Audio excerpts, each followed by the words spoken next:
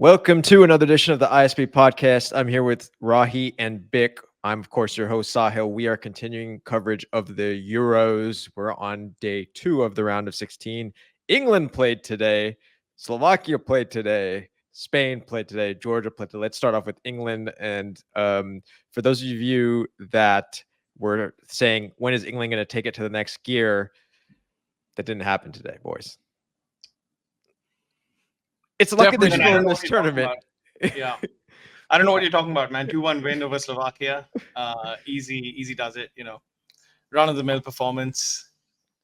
The England fans were booking their tickets home with about a minute left. People were on the, going on their phones on the internet trying to see what's the cheapest flight I can get from, Germany back to Heathrow.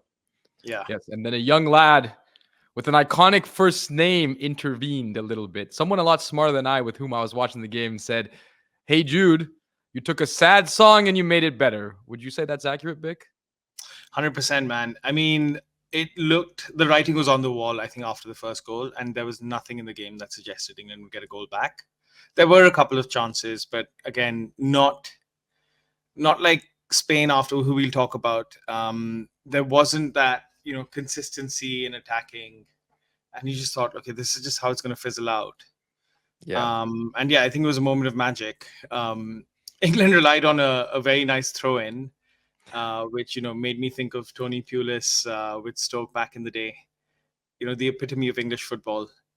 But yeah, it was a moment of magic, and then in the second, in the extra time period, Harry Kane produced another one, so that was good. Yeah, it was always inevitable. I think after that point in time, it was always inevitable. Yeah. But I don't know, Rahi. It's weird. I mean, just talking from a Slovakian perspective for a second, we've seen this time and time again with teams who are let's say, the less favored team in the match, right? Yeah. And they started off so well, and then you just absorb pressure constantly, and you keep doing that. At this time, it looked like, okay, they were well home and dry, but you keep doing that, and it turns the match into this where just an odd chance and a brilliant moment by Bellingham, and you lose the match. No, completely disagree with everything you just said in that sentence. Slovakia was the better team. They played a near perfect game, and the better team didn't win today. And if you're Slovakian, you should be incredibly proud of that performance, of the way that you battled, the way you defended. Let's be honest. Until that remarkable goal scored by Bellingham, England had very few chances. There was a Harry Kane header off a free kick that went wide that he should have put away. Other than that, the better chances were with you. You had 2 or 3 chances in the first half, and there's that incredible, weird moment of madness that you almost take advantage of, and it's the Pickford off his line, trying to catch him off his line. Ultimately, Slovakia was the better team, and I don't think they could have done anything differently aside from get a bit luckier. They were unlucky to tie this game. I know, but I've seen this so many times now, watching football for like over 30 years now, and I've seen it so many times that in the end, you'll see it, like Germany scores like this, like it's just these last minute goals that happens when we've seen it in this tournament, the Italy-Croatia. What do you want goal. them to do? The players got a little tired, as is expected when you're defending without the ball as long as you did. And at those moments of the game, you have to just survive a bit and get lucky. And honestly, it was a routine throw-in, and then you lose a header. But from that position, it's not really that dangerous. Bellingham just does something incredible, right? His back's to goal. It's just an incredible goal to tie the game. Yeah, Vic, I don't know what your thoughts are on this, but Yeah. I don't know. It seems uncanny to me that this always happens, and it usually is the teams that are more favored teams that end up finding these goals. I think we've got to bear a couple of things in mind. Firstly, there is a gap between England and Slovakia in terms of the quality of the players, the resources available. This was, I believe, Slovakia's first knockout match ever. So that itself is a big achievement for them. The other thing is Slovakia is also the oldest team in the tournament. Yeah, that's big. So they are going to be tired defending. And again, I don't know if they have the attacking resources to continually go at it. And against an England team that continuously kept on passing the ball backwards and sideways, who weren't really making those penetrating plays. It wasn't like, again, we'll get back to this Georgia-Spain match. When Georgia took the lead, Spain kept on attacking them. It was a question of when it'll happen. Yeah. but Spain probably had 10 chances within the first 15 minutes after Georgia scored. England weren't doing the same thing. England had that Harry Kane header Yeah. that just missed, maybe another chance here or there, and then finally the Bellingham goal. That was about it. So actually, Slovakia, on paper, I mean, sorry, not on paper, but like in terms of what they could have done, did everything did everything right, and I think were a bit unlucky in the end. 100%. they're And 100% watch late unlucky, in the yeah. game. Watch late in the game. They were still, look how high they were still pressing. Up until that goal, they were still pressing the fullbacks for England. If you look at how high they were able to get, he made some subs. They were giving the ball away. By the way, Mark Gay had an atrocious game. I think England's lucky that he's not playing the next game. I thought he was a disaster for England. Yeah. But I think that what Slovakia was still able to do, and why they made it so difficult for England, is they still pushed high. So I think I understand that as they gave the game in some ways, like they concede a late goal, and you feel that's giving the game away. But I think your read of this Slovakian performance, I don't agree with it at all. I think they played near perfect game and were undone by a moment of brilliance, and then it was. I'll say why, and let's get back to England. I think there's no need, frankly, to give this England team that much respect. I mean, I frankly weren't giving think them respect. They were pushing way high up the field. That's exactly what they didn't do. I think at the end, especially the last few minutes of the match, right? You're into the 6 minutes of injury time, right? I just feel like Slovakia mismanaged those last 6 minutes. Okay? They made some errant passes in between forwards, and I've seen this time and time again with teams like that, because there shouldn't be last minute goals conceded, frankly, like in the 95th minute. We've seen it a lot in this tournament. You know, I've seen it quite a bit, and it, I don't know. Anyway, but going back to England, I think now, I think this is it. I think this is the team, Vic. I think this is what we're gonna get. I disagree. I think the players are certainly capable of a lot more. This team looks nowhere near what it's capable of. Look, if you're saying that this is all we'll get with the current setup with Gareth Southgate, I might be inclined to agree. But even with Southgate as manager, they've performed better in previous tournaments. They haven't done this badly.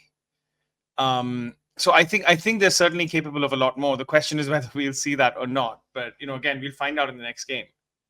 Yeah, we'll find out a lot because, by the way, they're about to play a team that has been excellent this tournament, a team that's incredibly well coached, and that's going to dominate the midfield in a way that England hasn't seen. Because, by the way, Switzerland has a better midfield than England. On performance in this tournament, Granit Xhaka has been the best midfielder on show. And I would be very intrigued to see how England deals with him in the center. Maybe they'll bring in Cole Palmer instead of starting the way they did. That might change things. But Xhaka is going to be an interesting problem for England to solve. Yeah, look, I agree. And I think if you're going by performance, I would put Switzerland as favorites. But that being said, this is knockout football. This is tournament football. Anything can happen, and that's sort of what I'm holding my hat onto as an England fan. Like that's my optimism. It's not based on performances. Agreed on performance, but there's no way they're favorites based on the players on the field. That's the insane thing. That if you look at the teams, England should be the favorite by a mile. But I completely agree with you on performance. The Swiss team has been head and shoulders above England so far in this tournament. Yeah, 100%. I can't disagree with that. But again, like we've had teams in the past that pick things up afterwards. Look, France 2006. 100%. Obviously, they didn't have Zinedine Zidane, but they didn't perform that well in the group stages. They didn't perform that well in the first knockout match, and then they just picked it up in the quarterfinals. Portugal, when they won in 2016, they didn't perform that well throughout the tournament until the final.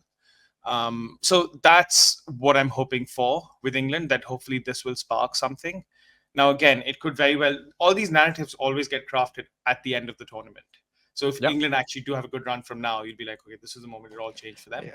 If they fizzle out, they'll be like, well, this is the end of it. And, they didn't perform well in this. I just don't see, I don't know what this team is. Like, I mean, in the previous England teams, like you at least had an identity. Maybe they'd lose, give up some soft goals, but I don't know what this is. And I suppose, Bick, as an England fan, if you're okay with them winning a tournament, they could get lucky and win it, but if they were to do that, I would say that this is probably the worst team. I'll explain what I mean. This is probably the worst display. No, I'm saying if they were to get along, because they do have a little bit of they're on the other side now. And I'll tell you why I say this. sometimes it takes luck. It takes luck to win tournaments, right? And 100%. this situation, they were out. They were gone. It was Iceland 2016 all over again. The fact that they've rescued this now, you're basically you've kind of got a second chance at this. And I think that teams have taken opportunities like this and got through. If you alluded to that Portugal 2016 team, right? They won a penalty shootout against the Poles. They got lucky against Wales because Aaron Ramsey didn't play that match, and they played a good final. So England could do the same recipe. Yeah. I mean, No. And sorry, go on. no, I think it's very premature, and this is you feed into the narrative. Why are we talking about England winning a tournament when they just survived in extra time against a valiant Slovakia team, but granted, a team that they should beat based on rankings, right? Why are we talking about them winning a tournament? That is what I don't understand. They have a very difficult next up opponent who's been excellent this entire tournament. No, I'm saying if they were to, would you be okay with this? There's nothing about this performance to suggest that we should talk about England winning a tournament. There's nothing about today that we should say the team that we'll talk about in a second. We can talk about them winning a tournament because Spain was fantastic, but I don't understand the reason why we are talking about England winning a tournament. Because they're in the quarters. They're in the quarters, right? I mean, again, it's 3 games away. They were in the last European Championship finals. I agree that they on current form, I would put my money on Switzerland. And I probably will actually. I'll tell you why. I'll tell you why. Because I was joking about the odds for Slovakia over here on Betfair were I think 1 to 140. So if I put £10 on them, I would have got 1,400 pounds if Bellingham hadn't scored that. Thankfully, I didn't put that money, and thankfully Bellingham scored. Yeah. So just on that basis, I'll hedge my bets for the next match because I don't trust this England team to beat Switzerland.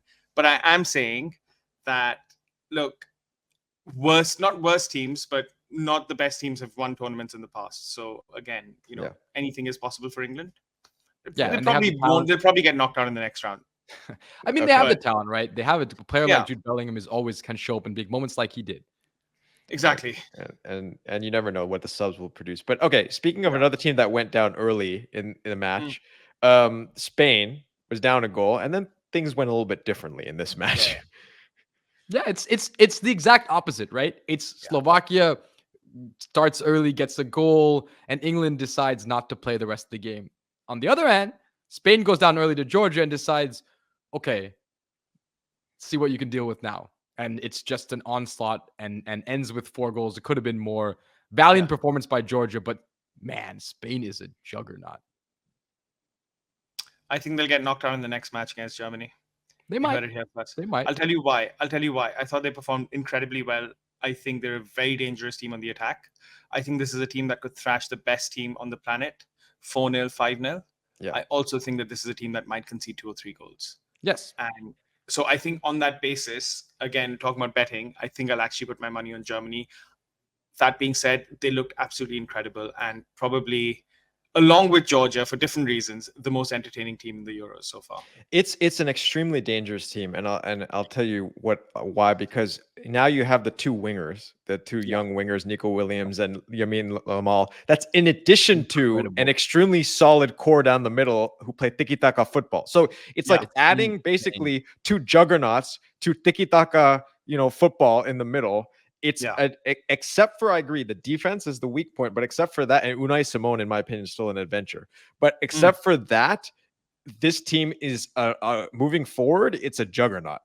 It's insane. I think no. It's genuinely, it's nonstop. And the thing is, with Spain, there's always a thing of, they just pass it around, bore you to death. And they've solved the problem with these 2 wingers, and they just look at that, and they're so quick, and they're good at finishing as well. Clearly.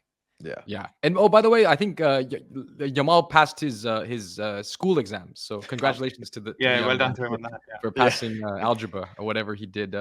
He clearly has a command of algebra. That free kick he put in was incredible. I don't know, it was an incredible save to keep that. It'll help him in whatever career he chooses down the line. In case he's looking for a job after winning the Euros with Spain, he's got some good job prospects coming up. Yeah. Look, this was just, whoever was on the field, forget Georgia. It could have been, France. But if they play like this, it's going to be a demolition. So, are they your favorites for the tournament? I think there's a lot of German home calls that can happen, right? We and so if that doesn't happen, yes, then I think they are the favorite of the tournament. I think that would be the only thing I think would bar this team from winning. And I don't think Germany has a very good record against Spain in general. No, so they do not.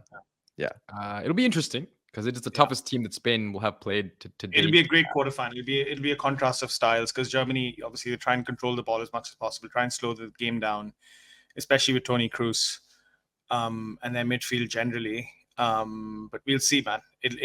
I think so far it's shaping up to be a great tournament. I mean, I was hoping Georgia would hold on, but it didn't look like it, right? That's the thing. That's the difference between the England team and then the Spanish team. And we talk about the great Man United team back in the day, getting all those late goals. Obviously, the Spain didn't get late goals, but they would just put cross after cross after cross, and you could see that next goal coming. Yeah. It was just a matter of when, not if. And yeah, they were just relentless. So yeah, I mean, they look really exciting. I still think defensively they're not the strongest.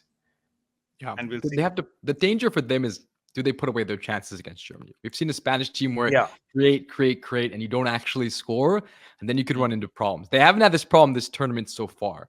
Yeah, but that's my only fear with them. Every single one of these games, they could have won 8-1 or something, right? Exactly. So they leave chances on the table. And that's the only fear with Spain. They'll have to be clinical because I mean they only beat Italy 1-0, right? And they dominated that game. They should have won 4-0 over there. Yeah, it's Spain. That's always been the case. If they finish their chances and historically they beat anyone, and if they don't, then it brings someone back in. So it's going to be a fascinating next round of matches. So, all right, everyone, we will be back for another day of European action tomorrow. If you're enjoying these videos, please subscribe to the channel. So Spain waltzed through. England, they're still in Euro, Bick. They're still in Euro. So that's all that matters. That's that. So is it still coming home? I don't think so.